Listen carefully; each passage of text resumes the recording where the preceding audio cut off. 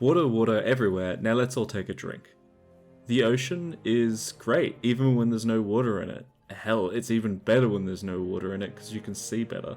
Video games allow me to live out my ultimate fantasy of getting to do things in real life that would take an insane amount of time commitment and monetary requirement. For example, the ocean, which I see as a frontier that holds many treasures that I'd love to rub my grubby little eyes on, but I don't really have the means to. I'd really love to see the Great Barrier Reef, its coral reefs. I watch an uncountable amount of documentaries about the ocean, the goofy fishies and the little squishies that live in those coral-covered environments, but I get really bad motion sickness, and I don't think that they actually want me paddling around in their environments that are slowly crumbling. So like many people, I turn to storytelling, like video games, to experience the fantasy and the gravitas of certain things like the ocean. The different genres, tropes, and iconography that come with the sea and seafaring in video games are all excellent. Pirates and sailing, amazing. Ports and docksides, intriguing, yum, yes please. Cosmic horror and waterlogged shanty towns, here's a tip, I love calamari and psychosis. Floating alone in an ocean in a dinged up space capsule, I'm gonna eat so many boomerang shaped fish. I could keep going. For something that is often unassuming and downplayed in a lot of entertainment media, the ocean is something that I have so much love for. So I want to talk about all the times in video games when it was and is the perfect backdrop for storytelling. A disclaimer, I, like most sane people, don't really like water levels in non-underwater games. There is definitely a distinction between an ocean vibe in a video game that has a great backdrop and utilizes it really well, and angry water level blues. All my homies hate water levels. Some games have a similar vibe and treatment of the ocean that are often indistinguishable, but I think that there's a way to clump them and summarize them into groups. So here are the categories of ocean experiences that spark joy. The ambient beauty in the deep. These games let you explore the deep blue in different ways that show off the mystique and quiet and sometimes loud beauty of deep sea landscapes. These really take advantage of the spread of visuals that can feel natural when you're quite literally out of your depth. From the weird and wonderful to the beautiful and haunting, it's open season down here where the fishies kick it. Tiny Tina might seem like a weird inclusion alongside these other two, but what sticks in my mind is that there's a connective tissue to do with exploring oceans, and Tiny Tina does it in a very uniquely similar way, where you're exploring a ocean that's emptied. Even without its liquid, it's a testament to how hostile and alien the ocean can look, in a way that still invokes curiosity in the way that Abzu and Subnautica do. The blue line on the horizon. Yes, the inescapable and terrifying foreverness of the ocean. This is undeniably an engaging and simple concept.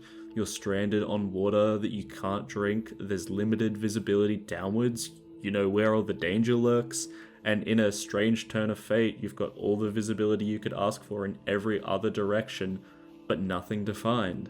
Stories about being stranded in the ocean give me a visual sense of vertigo in a way that's kind of uncomfortable, but you know. Compels me though. Pirate. Probably don't have to see much more here, really.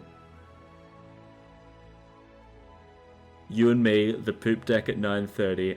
I'll bring the hardtack, you bring the salted meat. I don't even need to sell you on the pirate's life. Surely I don't.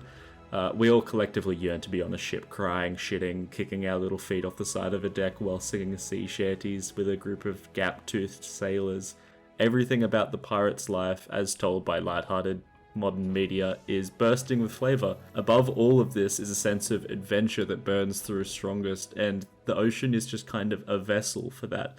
Pun very much intended. The draw and allure of infinite possibilities with infinite adventure is probably the reason that we all choose to ignore what pirates actually were historically and instead just embrace our fantasies of being Jack Sparrow in Sea of Thieves and do little squeals every time we see a giant shark chasing our ship. Funnily enough, pirate games almost feel like the antithesis of the stranded in the ocean game, even though you're still on a big piece of wood floating in the ocean. There's just a switch in the paradigm of You feel like you're the master of the ocean rather than at its mercy. The dark and unknowable backdrop. Sometimes the ocean is the basis for a game, and every mechanic ties back into this. Games like Subnautica and Raft are like this. And then there are more story-focused experiences that are the opposite side of this fishy wet coin. Games that take place in or relate to the ocean that are not necessarily about the sea, but are thematically enhanced by it.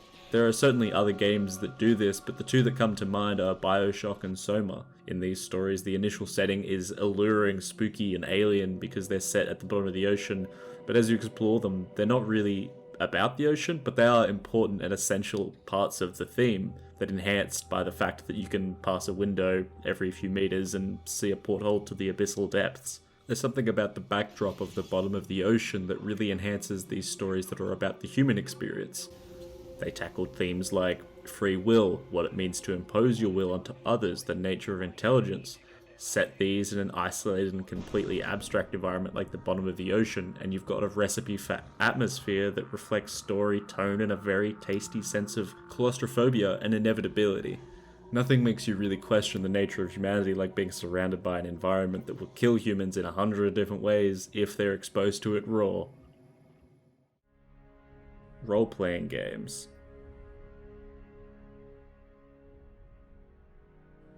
It's cheating a little bit in this section because I'm going to talk about not exclusively video games, but also tabletop RPGs. Role-playing on the high seas kind of hits different, and there's no way to talk about it without acknowledging one of the oldest forms of role-playing. Not that one, although I do like where your head's at.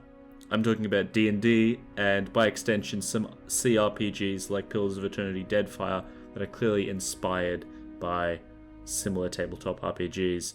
Role-playing games that utilize the ocean as a core mechanic have a lot of draws, but not all of these are going to be fully relatable to everyone watching this. For example, there are some fun elements in seafaring resource management, but that sentence probably put you to sleep. The main draw that is always true in an RPG set in the ocean is freedom and the infinite options. The sea is literally the embodiment of the idea of freedom, and a core tenet of RPGs that promotes sandbox feeling is this freedom. You can go anywhere, do what you want, so do it. Be a pirate, swim amongst the reefs, charm a hammerhead shark, cast Awaken on it, make it your buddy, train it to follow your boat wherever you go, and act as a bodyguard for anyone who wants to attack you. Think about it, all you gotta do is feed it chum or some of your chums every now and again, and he's a pirate's best friend. With that freedom comes the variety of role-playing stories that can be told on or around the waves. Okay, maybe you're unconvinced. Here's another example. There's an important island port town that hasn't been heard from. You and your crew go to investigate, find it deserted. Even the ships in the port are gone, but upon looking across the beachfront, you find that there are skid marks leading into the nearby jungle, and it looks like the ships were dragged onshore and deeper into the jungle by something whose tracks came from the sea. It's that easy, endless opportunities that can range from lighthearted fun of treasure plundering in tropical reefs to fighting your own cursed shadow that rises from waters of a sinking temple. I literally can't stop coming up with the ideas for quests set in the ocean. The point is that they have variety and endless opportunities with this single setting. Something oddly specific.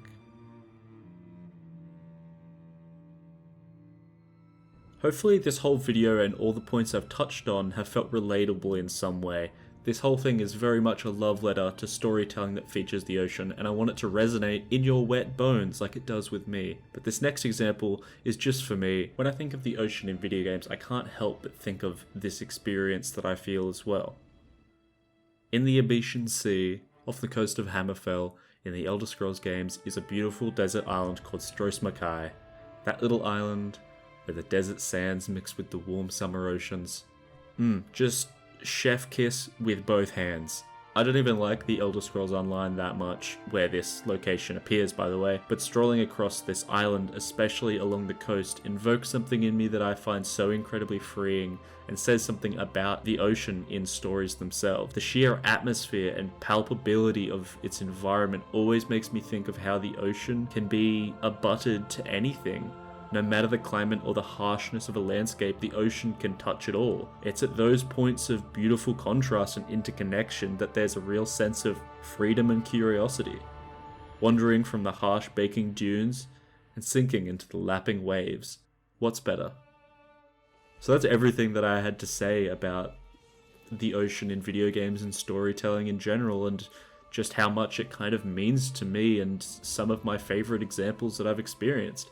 But obviously, other people are having these great experiences that might resonate as well. So tell me, what's your favorite ocean-y video game? Or times where the sea appears in a video game, or a story where it just really enhances it? Let me know. Don't subscribe, dislike this video, goodbye.